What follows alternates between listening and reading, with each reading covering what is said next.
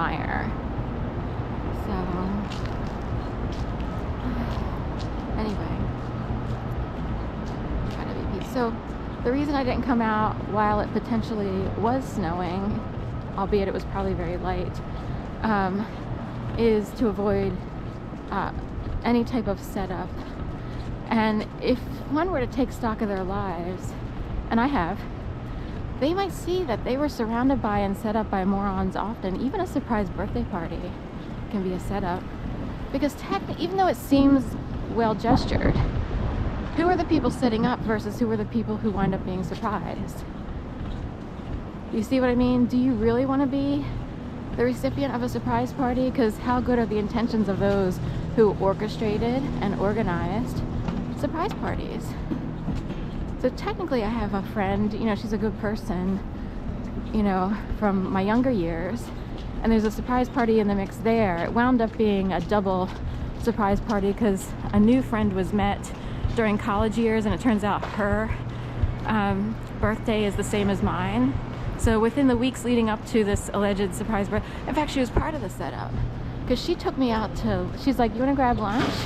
And I'm thinking, okay, cool. So she knew about the surprise birthday party and then shared in the gift giving, gift receiving. So that was a little odd. It was a little weird. And interestingly, her name was Tammy. I think she spelled it T-A-M-M-Y. So anyway, this is going way back.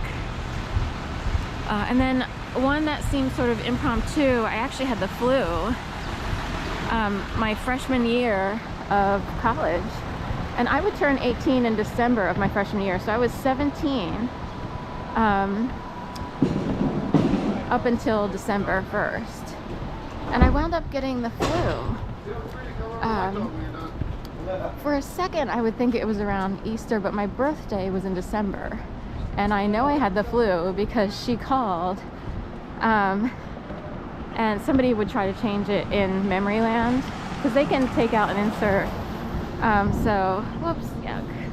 I know, no one should have to, right, the restaurants should have to clean it up, I know what you mean.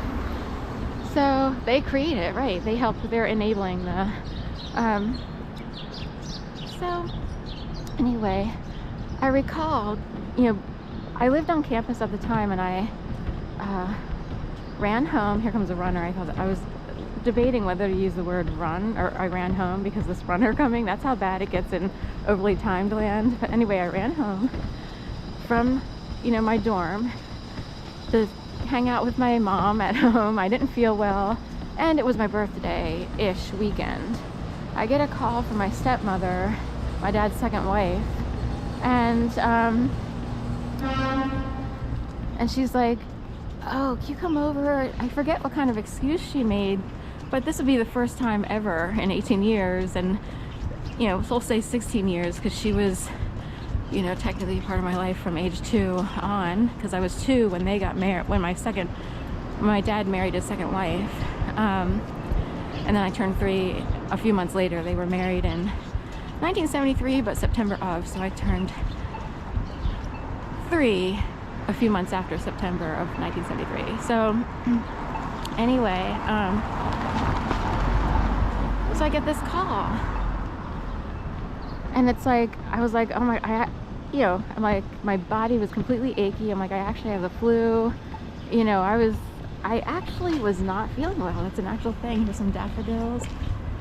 Everything's coming up, roses and daffodils, whatever they are. So anyway, but she kept going on and going on and pushing and pushing and pushing. And it's like, I guess I'll go over, because she won't stop, like, trying to force me to come over. Rival Brothers Coffee Roaster here. Didn't know that they were here.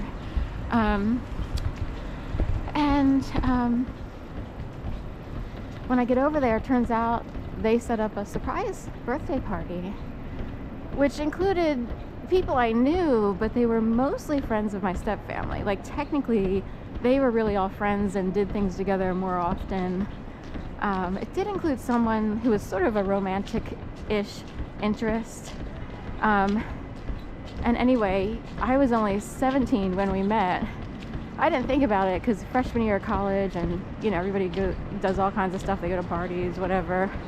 But technically, he was already like 19 or 20 because he was in school later. He was like, more adult-like, or that's a bad description for him. He was just older. So he was already just about 20, if not already 20, by the time I was turning 18 and when I was still 17.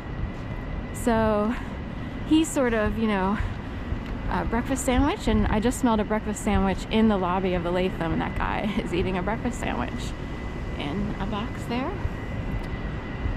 So anyway, curious what the breakfast sandwich setup and reference is. I rarely eat breakfast sandwiches because I eat a certain way and that would be a little bit too heavy. Anyway, so what I realized is one of the times that this guy who was a little bit like cozy with me when I was 17, even though I kind of don't fault him because I was in college and I didn't even think of it. One of the times was for a birthday party, or not a birthday party, just a regular party of a friend of my step-siblings.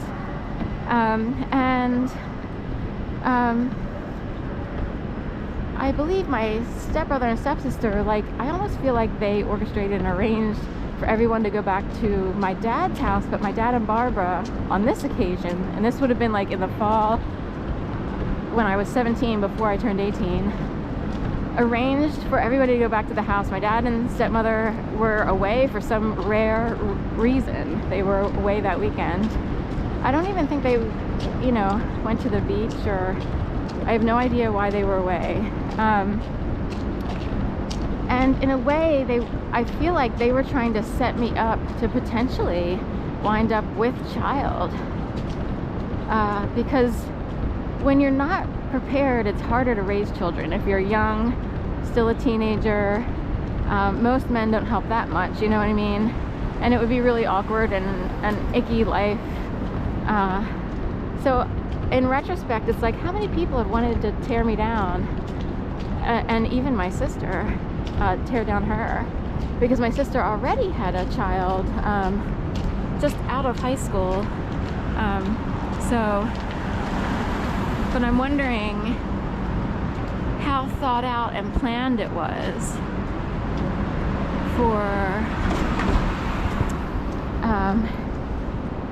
this whole thing of me turning 18, and did the guy who was kind of a cozy horn dog-ish guy, did he realize that I was 17? Did they set him up as well? I almost wondered if they set him up. Like, hello, you just turned 18 and this guy is like 20.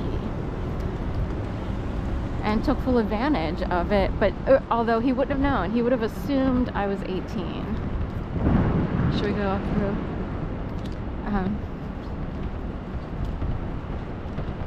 So anyway, that's my little thing there. Like, how many times did people need to set up Sharon?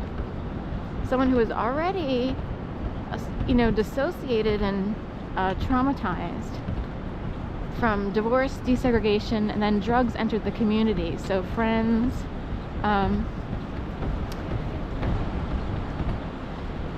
you know, it affected family and friends on some level. So I spent a lot of time alone because I was never invited to a party per se, you know what I mean? I just had a certain personality, and I was